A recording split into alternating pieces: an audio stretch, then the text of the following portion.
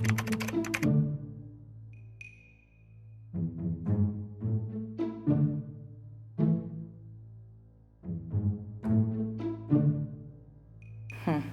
a minute.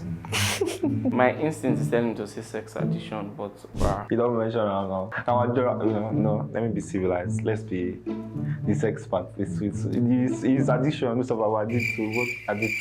They are addictive together, you know. I think the body odor, you can work on it. Yes. As for the snoring, I'm going to put a pillow on your head. Definitely no any form of odor. It can't be, nah. Because you're not just like you're disgracing me outside because you ain't go outside now. I'm like, see this baby husband, mad. So I think sex addiction is between me and the therapist. sex addiction is crazy. I think I've experienced it. I don't think I want to manage that.